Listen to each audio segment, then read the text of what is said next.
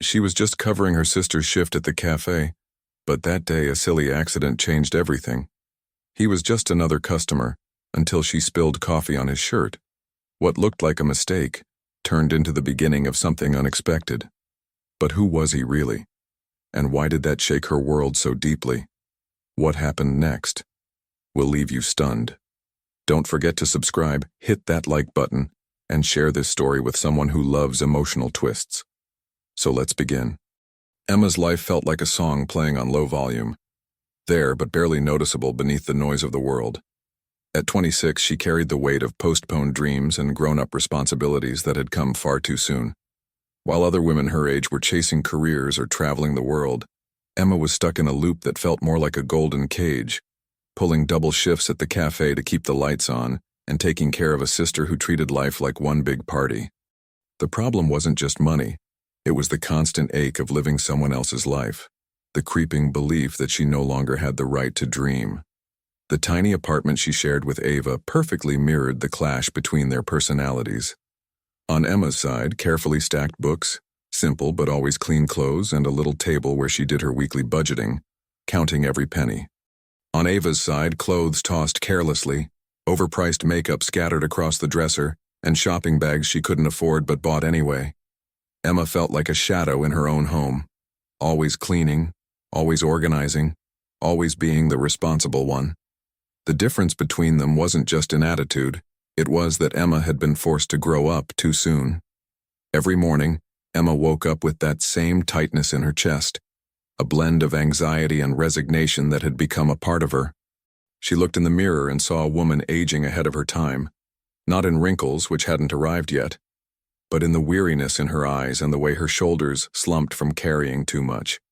She often wondered when she had stopped dreaming, when she had decided that her life would always be like this. Work, pay bills, care for Ava, sleep, repeat. Emma's deepest fear wasn't poverty or hard work. It was the creeping certainty that she'd become invisible, a background character in her own story. The cafe she worked at was a cruel little window into a life she'd never have. Every day she served people living the dream she could only watch from afar. Elegant women chatting about trips to Europe, businessmen closing deals that changed lives, young couples planning bright futures. Emma listened like someone overhearing a foreign language, familiar enough to understand but too far removed to join in. She'd mastered the painful art of becoming invisible, of serving without being seen, of wiping down tables while others lived out dreams that would never belong to her. Every distracted thank you was a reminder that she was just part of the background in their picture-perfect lives. Ava, on the other hand, lived as if money grew on trees, and Emma was her personal ATM. She'd come home with stories of wild parties, charming guys, and big opportunities that always seemed to slip through her fingers. "Emma, you've got to live a little," she'd say, not realizing that living came with a price tag. One Emma paid daily just to keep them afloat. Her younger sister wasn't cruel, just naive. She truly believed things would magically work out somehow, that responsibility could always be postponed. For Emma, though, every one of Ava's impulse buys was another month of overtime, another dream pushed even further away. The emotional weight of being the family's anchor had built an invisible armor around Emma, a shield against hope that might only lead to disappointment. She'd trained herself not to want too much, not to dream too big, not to expect anything sweet from life. When other women talked about relationships or intriguing men, it felt like they were describing a luxury Emma couldn't afford. How could she let herself fall for someone when she could barely take care of herself? How could she open her heart when so many people relied on her strength? Loneliness had become her most loyal companion, more reliable than any person she'd ever known. But underneath that quiet shell of acceptance, another Emma lived. A version that daydreamed while wiping tables, imagined deep conversations with interesting strangers, and stared out the cafe window wondering what it would feel like to wake up without the weight of the world on her back. That hidden Emma scribbled poems on napkins when no one was watching, dreamed of trips she'd never take, and sometimes, just sometimes, let herself picture what it might be like to be loved by someone who truly saw her. But those moments were fleeting, always followed by a harsh slap of reality. Bills to pay, shifts to cover, responsibilities that couldn't wait. The greatest tragedy in Emma's life wasn't the lack of money or missed chances. It was the deep-rooted belief that she didn't deserve anything more. Years of sacrifice had planted a voice inside her that whispered constantly, "You're too ordinary, too plain, too small to have the kind of life you dream about." When she saw happy couples in the cafe, heard stories of success, or witnessed pure joy in others, part of her genuinely rejoiced. But another part, a louder, crueler one, insisted that those things weren't meant for people like her. She'd convinced herself that settling for less was a form of maturity, when in truth, it was a silent kind of surrender. And it was in that exact state of mind, in that perfectly choreographed routine of quiet despair disguised as responsibility, that Emma woke up on that Tuesday morning. She had no idea that covering Ava's shift wouldn't just be another favor for her reckless sister. It would be the first step toward a life she never dared to dream. She couldn't have imagined that the man she'd spill coffee on wouldn't be just another polished customer passing through her unnoticed, but someone who would see in her what she had forgotten to look for in herself. The question lingering in the air, waiting to be answered, was simple. Would Emma find the courage to believe she deserved to be seen?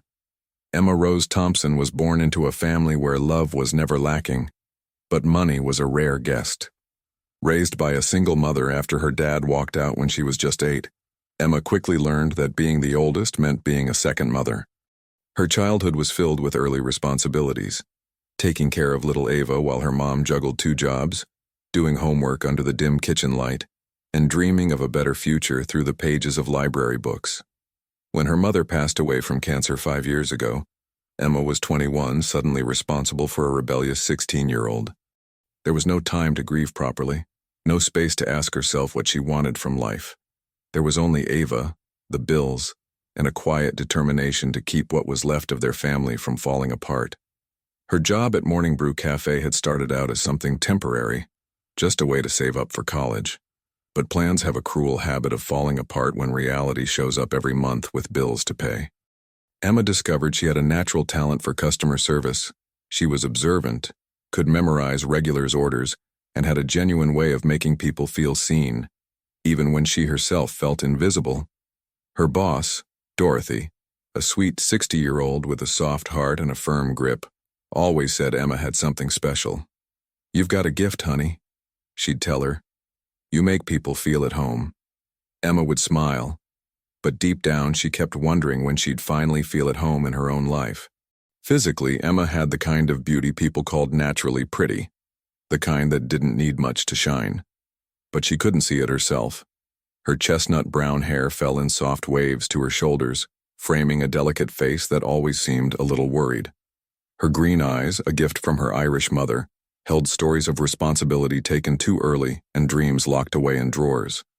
She dressed practically, jeans that had lasted years, simple tees and comfy sneakers for those endless shifts. Emma had mastered the art of blending in, choosing clothes that didn't stand out, as if afraid someone might realize she was just pretending to know what she was doing. Her personality was a fascinating contradiction that few could fully understand. On the outside, Emma was the picture of reliability, punctual, dependable, always ready to cover someone's shift, always with a kind word for the toughest customers. But on the inside was a storm of emotion she kept tightly under control. Anger over a childhood lost, resentment toward a sister who never had to grow up, fear that she'd never be more than a waitress, and a deep, aching loneliness that made her cry in the shower, quietly, so Ava wouldn't hear. Emma had become an expert at carrying everyone else's burdens while suffocating her own, smiling when she wanted to scream, staying strong when all she really wanted was to fall into someone's arms and be told it was okay to fall apart. The trauma of her past had shaped her in ways she didn't even fully understand. Losing her mom wasn't just a heartbreak, it was a theft. It had stolen her youth, her college dreams, her ability to believe that good things could last. Emma developed a strange defense mechanism. She expected disappointment, always. She braced for pain before it even arrived, prepared herself for letdowns before they could strike. So when something good did happen, a generous tip, a genuine compliment, a brief connection with a kind customer, she smiled, said thank you. But inside, a familiar voice whispered, Don't get used to it. It won't last. That voice had become her constant companion, more loyal than any friend. Emma had a few quiet rituals that helped keep her sane.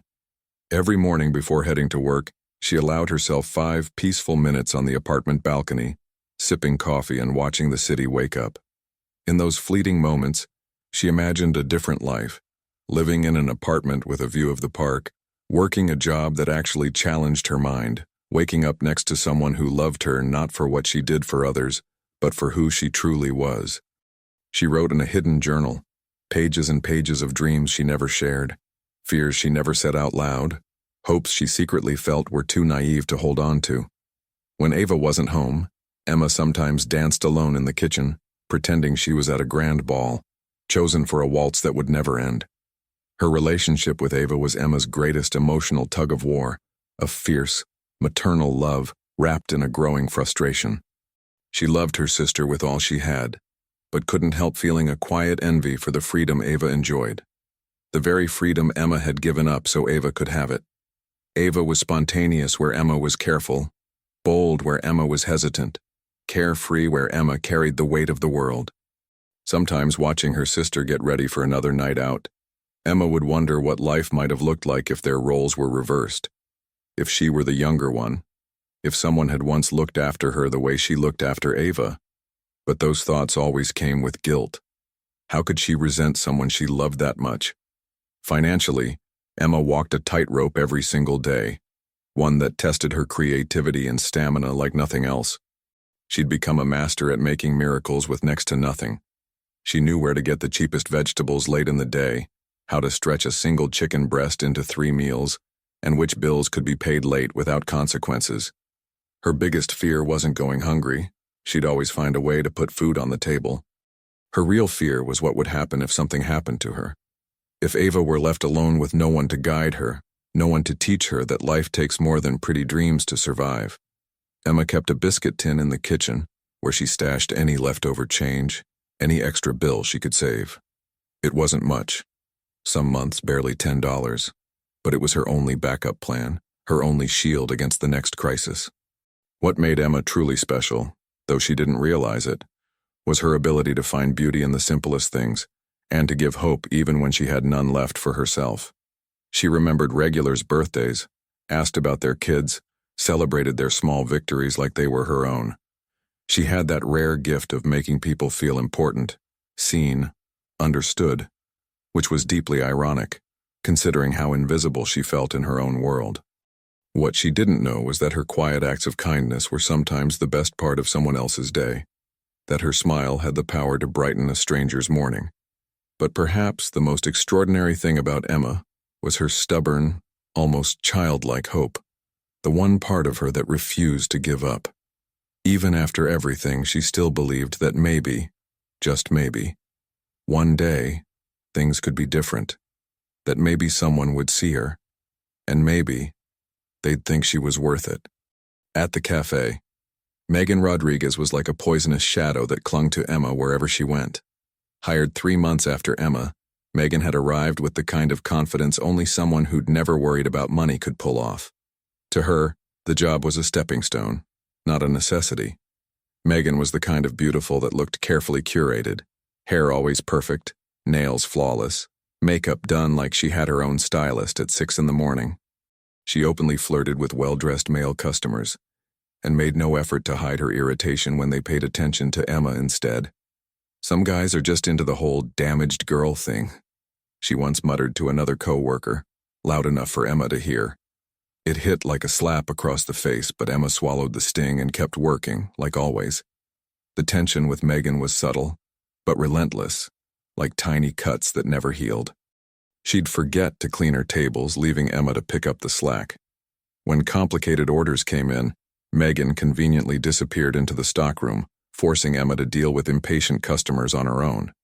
She was also great at schedule sabotage, showing up late when she knew Emma was pulling a double, or inventing last-minute family emergencies to avoid busy shifts.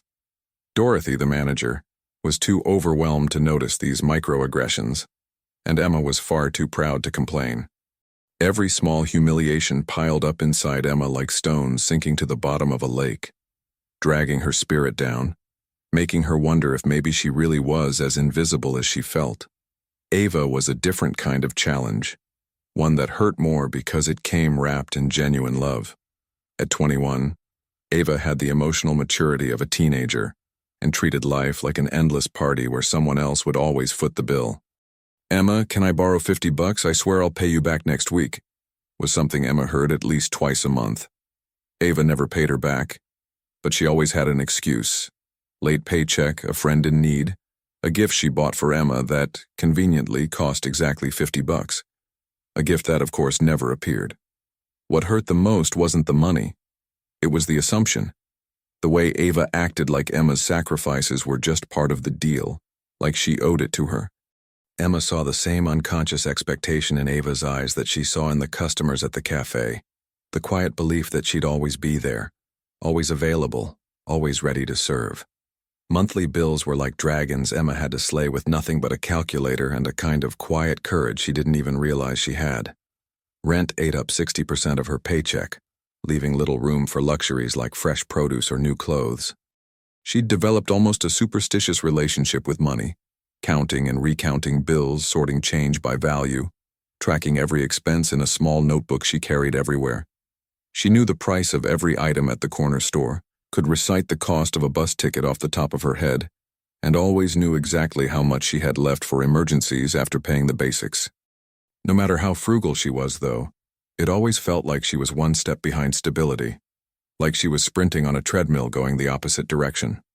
Emma's untreated health issues were another invisible enemy, wearing her down bit by bit. Her back ached from standing all day. Stress and poor nutrition gave her constant headaches. Insomnia kept her up at night, calculating numbers when she should have been sleeping. She didn't have health insurance, it was a luxury she couldn't afford, so she managed with cheap over-the-counter meds and pure willpower. When pain became unbearable, she'd double up on pills, force a smile through it, and pray nothing worse happened. The irony was cruel. She took care of everyone else, Ava, the customers, her co-workers, but had neither the time nor money to care for herself. But perhaps the cruelest burden of all was isolation. Emma didn't really have friends, how could she? She had no time to build real connections, no spare cash to go out, no emotional space to give to relationships that required mutual energy. Her co-workers respected her but didn't invite her to anything. Ava had an active social life, but it existed in a world Emma no longer recognized. On weekends, when people her age were out having fun or meeting new people, Emma was home folding laundry, mapping out the week, or working overtime. Loneliness had become so familiar she hardly noticed it anymore, like a dull ache that had blended into the background of her life. Each small setback was like a single grain of sand. On its own, it wouldn't mean much, but together, they formed a mountain Emma had no idea how to climb. The washing machine that broke and forced her to hand-wash clothes for 2 weeks. The spike in gas prices that threw off her already tight budget. The cold Ava caught that quickly spread to Emma, forcing her to work sick because missing a shift simply wasn't an option. The neighbor who complained about the noise when Emma came home late from work, like it was a choice. Every tiny crisis tested not just her body, but her belief that life was still worth fighting for. Emma had developed a habit of downplaying her pain, to others and to herself. "I'm fine," became her go-to answer. "It's nothing," was how she described the things that stole her sleep and sanity. She'd convinced herself that asking for help was weakness, that talking about her struggles was some kind of ungratefulness. She carried her burdens alone with a stubbornness that was both her greatest strength and her greatest flaw. What she didn't see was that this quiet endurance, this ability to keep smiling while her world fell apart, was a rare kind of bravery most people never had to find. But even all that would soon be overshadowed by something bigger. Emma had no idea that every battle she'd fought was preparing her for a war she didn't see coming. A battle not against her circumstances, but against everything she believed she deserved from life. She couldn't know that all the strength she'd built would soon be tested in a whole new way. When someone stepped into her life offering the one thing she had stopped hoping for, the chance to be truly seen, deeply valued, and maybe, finally, loved. The morning started like any other, with Emma waking up before her alarm even had the chance to ring, her stomach already tight with the familiar anxiety of the day ahead.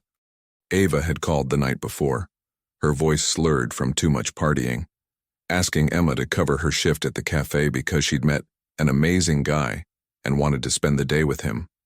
Emma sighed, stared up at the cracked ceiling of their tiny bedroom, and agreed, just like she always did. No drama, no argument, just the tired resignation of someone who'd learned that saying no cost more energy than just doing what was asked. As she got dressed in the dark so she wouldn't wake Ava, who had stumbled in just a few hours earlier, Emma had no idea she was getting ready for the day that would change her life forever.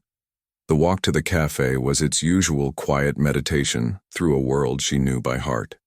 Emma could name every crack in the sidewalk, every store window she passed, every stoplight that slowed her down. She used the time to mentally prepare for the day, calculating how many hours she'd work, how much in tips she'd need to make rent, which regulars might show up. It was her way of holding on to some control in a world that constantly felt like it was slipping through her fingers. As she walked, Emma practiced her customer service smile in the reflection of storefront windows, straightened her posture to look more confident than she felt, and shoved down any trace of self-pity that tried to surface. She'd become a master actress in the play of her own life. Dorothy greeted her with visible relief, clearly grateful she wouldn't have to deal with being short-staffed. "Thank you for coming in, sweetheart." "I know it's not your shift," she said, handing Emma an apron that smelled like coffee and possibility. Emma smiled, tied it around her waist with practiced hands, and started prepping the cafe for another long day. There was something oddly comforting in the routine, wiping tables, organizing cups, checking that the machines were working properly, tasks that required focus but not creativity. They kept her hands busy and her mind free to wander. Emma didn't know that every movement she made that morning was leading her, step by step, to the moment that would split her life into before and after. The morning rush hit right at 7 a.m., just like clockwork, a wave of people desperate for caffeine before tackling their workday. Emma glided between tables like a dancer who knew the choreography by heart, balancing trays, taking orders, smiling at faces that barely glanced her way.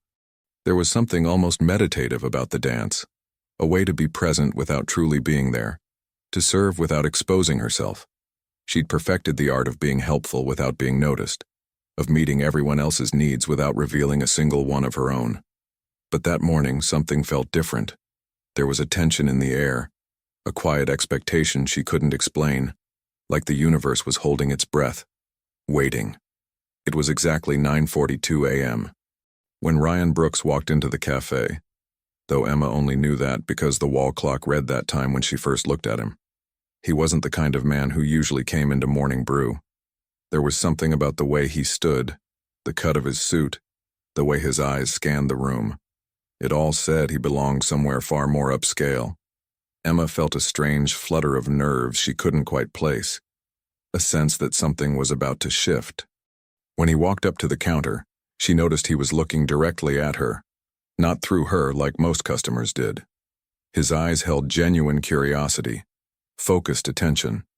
For the first time in a long time, Emma felt seen. The accident happened in slow motion. Emma was carrying a tray with 3 cups of hot coffee, weaving between crowded tables with the practiced grace of someone who'd done this for 5 years. But when her eyes met Ryan's again, he'd taken a seat by the window, something in her rhythm faltered. Maybe it was the intensity of his gaze or the way he smiled as she passed, or maybe it was simply that, for the first time in forever, she felt aware of herself not just as a server, but as a woman. Her foot caught on an uneven floorboard, the tray wobbled dangerously, and Emma watched in horror as the coffee cups went flying, straight toward the most elegant man she had ever seen. The hot coffee hit Ryan square in the chest, staining his crisp white shirt and splashing onto his silk tie. For a moment that seemed to last forever, no one moved. Emma stood frozen, the empty tray trembling in her hands, her face burning with humiliation. She braced for yelling angry demands, maybe even a lawsuit, because that's how these things usually ended. But Ryan simply looked down at his stained shirt, then back up at her, and laughed. Not a cruel or mocking laugh, but a real warm one, like he honestly found the whole thing kind of funny. "Well," he said, dabbing his shirt with a napkin Emma had rushed to hand him. "That's definitely one way to start the day." His voice was calm, polite, free of any trace of irritation. The way Ryan handled the accident was like sunlight breaking through the gray clouds of Emma's world.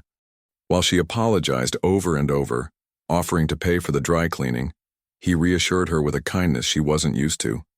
"Accidents happen," he said, and something in his voice made Emma believe he really meant it. "Besides, now I've got the perfect excuse to skip a boring budget meeting." He winked at her, and Emma felt something shift inside her. Like a door she thought had been locked forever was gently creaking open. When he finally left, insisting no compensation was needed and even leaving a generous tip, Emma stood in the middle of the cafe holding the napkin he'd used, feeling like something irreversible had just happened. But then she went to clean his table and found the note. Written in elegant handwriting on the back of a business card, it said, "The coffee may have been accidental, but I'd like our next meeting to be on purpose. Ryan, 555-764-3209. Emma read the words over and over, her heart pounding so loudly she was sure everyone could hear it. The business card revealed who he really was. Ryan Brooks, CEO of Brooks Enterprises. Emma's knees went weak. She had just spilled coffee all over one of the most powerful men in the city, and he'd left her his number. For a moment she let herself dream, imagined long conversations, candlelit dinners, the possibility of being more than just a waitress in someone's story. But then reality hit like a splash of cold water. Men like Ryan Brooks didn't fall for women like her. The note was probably just courtesy, a polite gesture to ease an awkward moment. Still, she tucked the card into her apron pocket, and a small, stubborn part of her whispered, "Maybe, just maybe. Impossible things aren't always impossible." Emma had spent the entire week counting down the hours to Saturday's dinner, her heart caught in a tug-of-war between hope and insecurity. But on Friday, a bomb dropped on her world. Arriving early at the cafe, she immediately noticed the sideways glances, the hushed whispers that stopped whenever she walked by. Megan, wearing a poisonous smile, waited until Emma was within earshot before saying, loud enough for everyone to hear, "Looks like your CEO's been pretty busy this week, huh, Emma?" A cold chill ran down Emma's spine, but she forced herself to stay composed. "What are you talking about, Megan?" she asked, trying to keep her voice steady. Megan casually turned her phone screen toward her, a blurry but unmistakable photo of Ryan, seated at an upscale restaurant, laughing with a stunning, sophisticated woman. The floor felt like it had disappeared beneath Emma's feet. "Apparently, you're not the only one he's trying to save," Megan said mockingly, as Emma's eyes filled with tears. Unable to hide the shock or the sting of betrayal, Emma escaped to the staff bathroom, leaning against the cold tile wall and trying to catch her breath. Her mind was spinning, desperate to find any explanation that made sense. Had she been naive to believe that someone like Ryan Brooks could ever want something real with someone like her? A man that powerful surely had no trouble finding women far more suitable for his world. Determined to confront him head-on, Emma sent a short, cold message asking if they could talk that same day. Ryan replied quickly, his concern obvious. They agreed to meet later that afternoon at a small park near the cafe. Every minute leading up to that meeting felt like slow torture, each second heavy with shame and fear of what was to come. When she saw him sitting on the bench, waiting with a serious expression, Emma's defenses went up instantly. She didn't bother with pleasantries. "Are you seeing other women, Ryan?" she asked bluntly, her voice trembling despite her best efforts. He stood up fast, clearly thrown by the unexpected accusation. "What? Emma, where is this coming from?" "I saw photos of you with another woman," she said, her voice caught between anger and heartbreak. Ryan frowned, visibly confused. "That was a business meeting. She's an important investor in the company." He took a step toward her, but she instinctively stepped back. "You really think I'd do that to you, Emma? You think I'd play you like that?" Tears finally streamed down her face, revealing the depth of her pain. "It didn't look like a business meeting, Ryan. You live in a world I can't even begin to understand. How am I supposed to know you won't just leave me behind when I stop being interesting?" Her voice cracked with raw vulnerability. Ryan stood there for a moment, shaken by both the accusation and the wound beneath her words. "You don't trust me," he said quietly, the hurt in his voice unmistakable. Emma lowered her eyes, her chest aching. "I don't know who to trust anymore," she whispered, then turned and walked away, too afraid that if she stayed she'd believe him and get hurt all over again. As she walked off, every step felt heavier than the last. What she didn't see was Megan, tucked away in a corner of the park, watching with a satisfied smile. Her plan had worked. Emma was convinced she'd lost Ryan for good, completely unaware that the real fight hadn't even started. The truth about Megan was still waiting to explode. Emma spent all of Sunday wrapped in silence, like the world had turned down the volume. Her phone sat untouched beside her bed, no text from Ryan and no courage in her to send any. She tried to numb the ache, but his absence grew louder by the hour. Every part of her wanted to run to him and apologize, but pride and fear held her frozen, paralyzed by her own uncertainty. By Monday, she returned to work with dark circles under her eyes and a smile that didn't reach her face. Her coworkers noticed. Megan, content with the damage she'd done, said nothing, just watched from afar like a snake digesting its prey. Dorothy, however, approached with quiet concern. "You seem a little off today, sweetheart," she said softly. Emma gave a vague nod, but her hands shook as she poured coffee. That night, Ava found Emma sitting on the couch staring into nothing. For the first time in weeks, her younger sister looked genuinely worried. "What happened?" she asked, sitting beside her. Emma hesitated, but eventually broke down. She told Ava everything, about the canceled dinner, the photos, the park confrontation. Ava listened without interrupting, and when Emma finished, Ava reached for her hand. "You need to talk to him again. You can't let a misunderstanding turn into the end of something that matters, and maybe part of this is my fault." Emma looked up, surprised. Ava took a deep breath. "I overheard Megan talking trash about you. She's been trying to sabotage you from the start. I should have told you. I thought it was just petty jealousy, but now I see it's more than that." There was real regret in her eyes. For the first time, Ava seemed to understand just how much Emma carried. And more importantly, she was ready to help lighten the load. Later that night, Emma got out of bed and pulled Ryan's business card from the biscuit tin where she kept her emergency savings.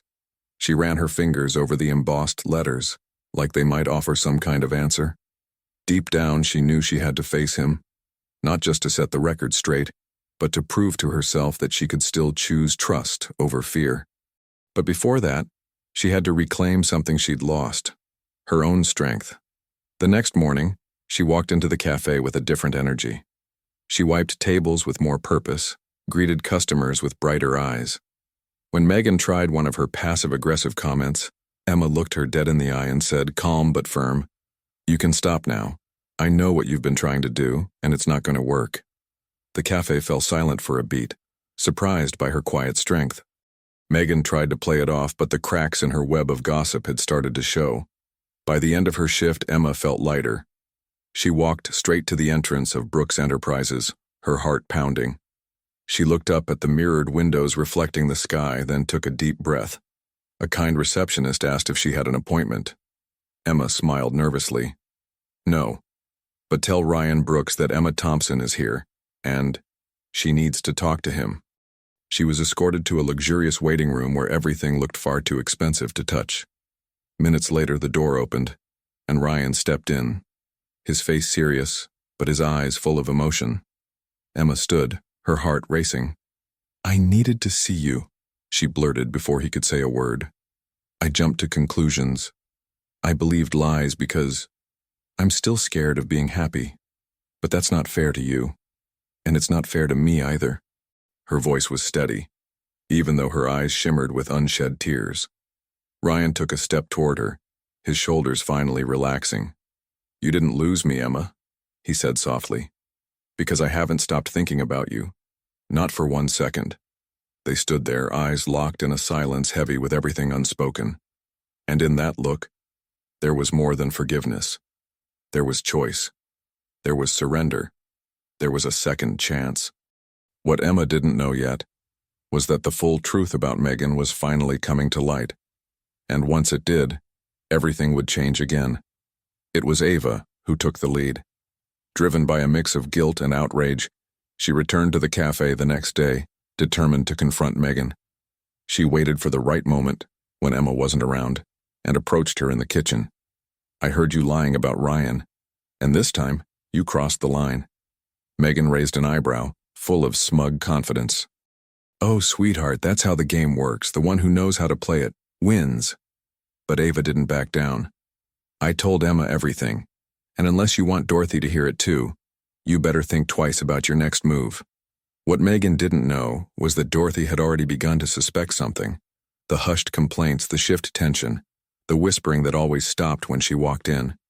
So when Ava quietly told her everything she'd overheard, including the poisonous things Megan had said to Ryan, Dorothy didn't hesitate.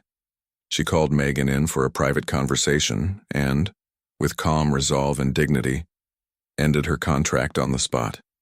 Megan walked out of the cafe with wide eyes and no trace of arrogance left, like someone finally facing the consequences of her own cruelty. Meanwhile, Emma was on her way to the same park where she'd walked away from Ryan just days before. But this time, her steps weren't filled with fear. They were steady with clarity. She knew she had to rebuild the bridge she'd nearly burned. When she arrived, Ryan was sitting under the same tree, as if he'd been waiting for her ever since. He stood when he saw her, his expression softening instantly. "I was stupid to believe those lies," Emma said, no hesitation in her voice. "But I'm here now, and if there's still a place for me in your life, I want to try." Ryan listened in silence, and when she finished, he simply reached out and took her hand. "Emma, I didn't just want to meet you. I wanted to understand how, in such a short time, you became the one person who made me want to change my life." Her eyes welled up, not from pain, but from the unfamiliar feeling of being truly seen. For the first time in a long time, she didn't feel small, not even in front of a CEO. That night when Emma got home, she found Ava cooking dinner, something that almost never happened. Her sister seemed quieter, more grounded. "I stepped into something I shouldn't have," Ava admitted, setting a plate in front of her. "But I also saw you happier than I've ever seen you, and I realized how much you've always been there for me. I want to change, Emma. For you. For me." It was a simple dinner, but it carried the weight of forgiveness, the kind of silence between sisters that starts to heal old wounds. The following weekend, Emma and Ryan met again, this time far from cafes and crowded parks. He took her to a hidden rooftop garden in an old building downtown, a place only seen by those who looked with care. "I come here when I need to remember who I am," he said. Emma, enchanted by the view, saw something more in him, a man with his own scars. "Now I get why you come here," she whispered, "because it's simple and real."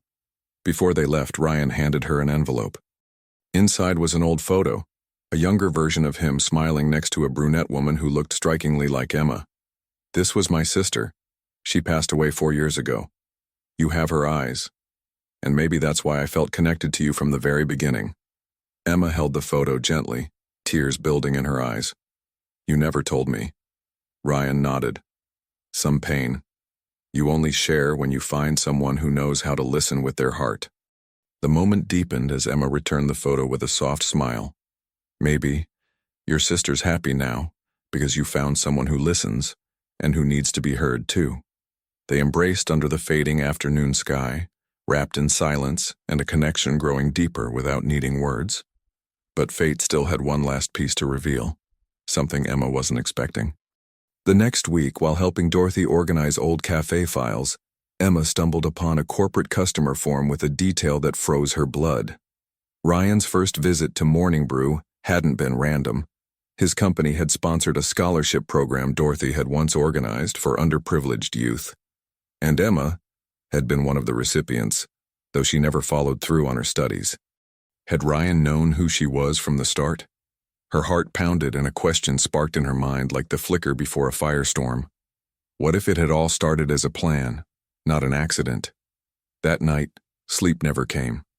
The file she found echoed in her head like the coffee she'd spilled weeks earlier. Burning. The information was clear, cold, undeniable. Ryan Brooks had been connected to the cafe before the accident. He'd known who she was. She spent hours trying to make sense of it. Maybe it was just a coincidence. Maybe he hadn't connected the dots. But the doubt was a slow, silent poison. She needed to hear it from him. She needed the truth. The next morning, Emma showed up at Brooks Enterprises without warning, just like she had weeks ago. Ryan looked surprised to see her at the front desk, but his warm smile faded when he noticed the tension on her face. "Can we talk?" she asked. He immediately led her to a private room.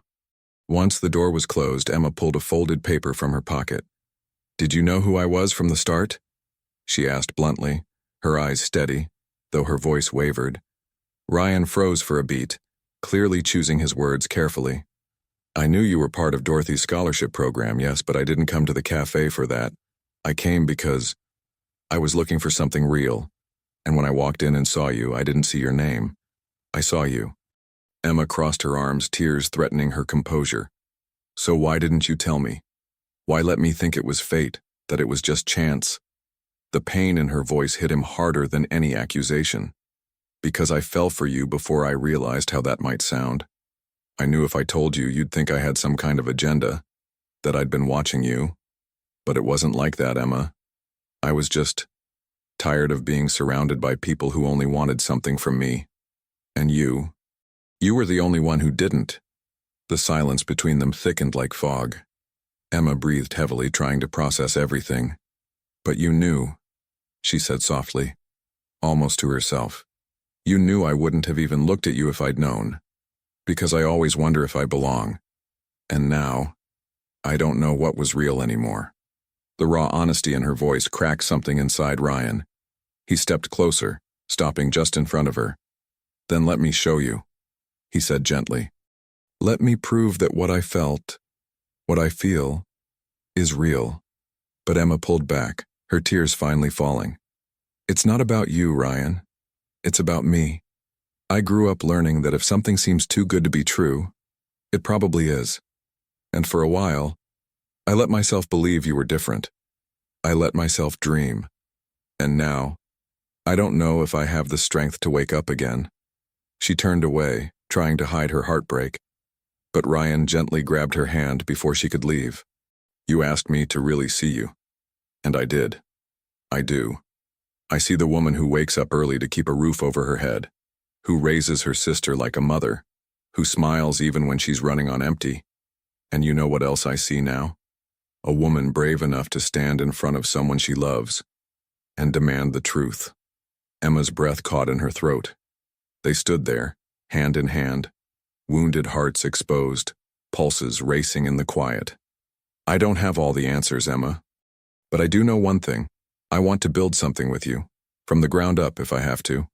No secrets, no games. Just us, for real." She closed her eyes, trying to quiet the noise inside her.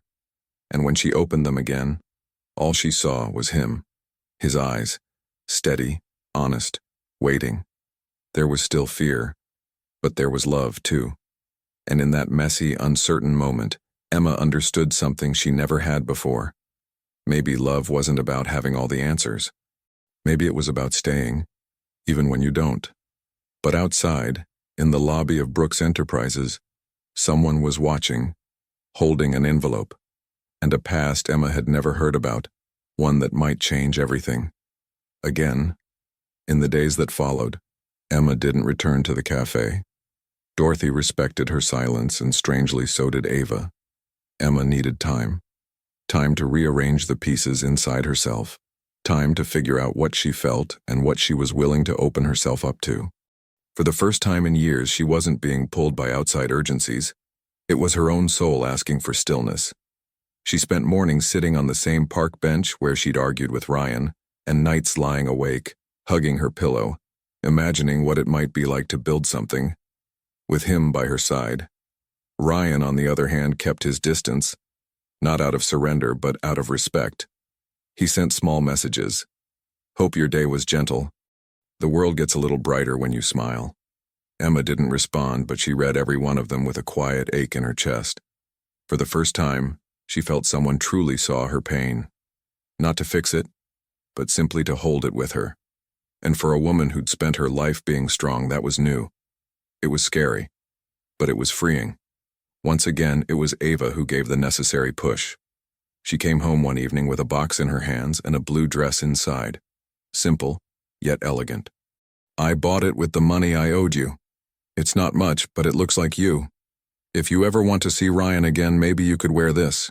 And if you don't, you can wear it for whatever new life you decide to start." Emma hugged her sister, and for the first time in years, she cried without feeling weak. Ava wasn't just the reckless little sister anymore. She was growing up too. The next morning, Emma went to the city library. She sat in front of a public computer and typed, "How to start over at 26. She read articles about financial recovery, discovered scholarships for women returning to school, and signed up for a free creative writing course. For the first time, she wasn't doing it for Ava, or Dorothy, or to pay the bills. She was doing it for herself, because she deserved it, because she wanted it. Meanwhile, Ryan still visited the cafe every day, even though she wasn't there. He sat at the same table, drank the same coffee, and left notes with Dorothy. "Tell Emma I'm rooting for her in everything. If she wants to start over, I'll start over with her. I'm here. No rush." Dorothy, the quiet accomplice of this unlikely love story, kept the notes like little treasures, saving them for when Emma was ready. And she was almost ready. On a Saturday with a clear sky, Emma finally came back. She wore the blue dress. Her steps were still unsure, but her eyes carried certainty. Dorothy smiled when she saw her and nodded subtly toward the back corner. Ryan was there. When their eyes met, everything around them seemed to go still. He stood slowly, like he was honoring something sacred. "Hi," he said softly. "You look beautiful." Emma smiled, shy, but steady. "Thank you for waiting." They talked for hours, laughed, cried, spoke about regrets, fears, and dreams. Emma told him about her writing class. Ryan shared how he'd been thinking about slowing down, maybe working part-time for a while, investing in social projects. There was space now, space for two, not a savior and the saved, not a CEO and a waitress, just two imperfect adults trying to find each other in the chaos of life. From that day forward, they didn't become some perfect fairy tale. They stayed real. They had arguments. Emma struggled with insecurity. Ryan got overwhelmed with work. But there was one crucial difference.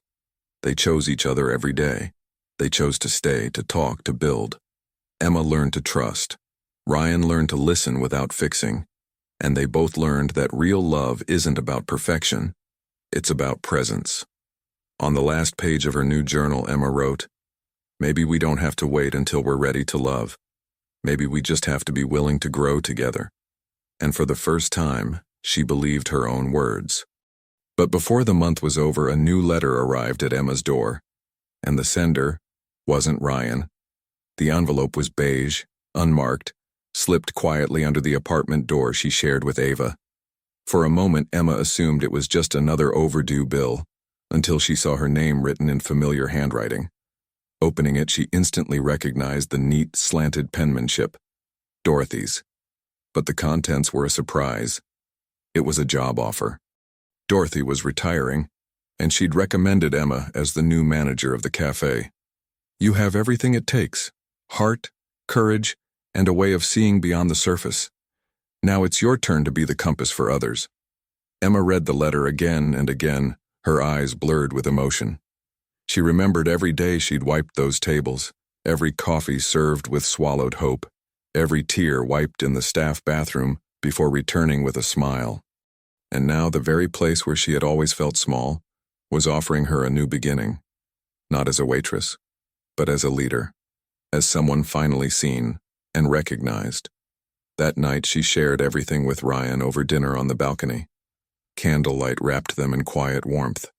He smiled, proud. "You're going to change that place, Emma." She looked at him for a moment, then reached for his hand. "You know what else?" she said, eyes sparkling. I want to write about all of this. Maybe someday. Publish a book. Ryan squeezed her hand, eyes full. You already have the story. And now, you have the courage. Weeks later, Emma received another surprise. Ryan blindfolded her and led her to a place she didn't recognize at first. But when she opened her eyes, she saw the cozy interior of a cafe. Under renovation. I bought this space for you, he said simply. Not because you need it, but because you deserve it. It wasn't a gift. It was a partnership, a seed of a shared dream. And there, surrounded by fresh paint and the smell of hope, Ryan pulled a small box from his pocket. You taught me that love is about being present. That courage isn't the absence of fear, it's walking through it anyway. So, Emma Rose Thompson, will you build this life with me? She didn't answer at first. She just threw her arms around him and whispered in his ear, yes, but only if there's coffee, books, and room to dance in the kitchen. The cafe became a success, not because of the decor or the menu, but because of how Emma made every customer feel seen. She hosted reading afternoons, poetry nights, and kept a little wall with anonymous notes where people wrote what they wanted to forget and what they longed to remember. It was more than a business. It was a refuge. And Emma, she became a published author of a book titled Coffee and Silences, The Stories Life Whispers. In it, she wrote about love, loss, and starting over, without names but with deep truths. And when people asked what had changed her life, Emma would smile and say, nothing and everything, because sometimes all you really need is someone who sees the parts of you forgot were there. The book's final line echoed her journey. Love didn't show up when I was ready. It came when I finally let myself be seen. Tell us in the comments, what part of Emma's story touched your heart the most? And don't forget to subscribe and turn on notifications for more powerful stories like this one. You never know. Your story might begin right here.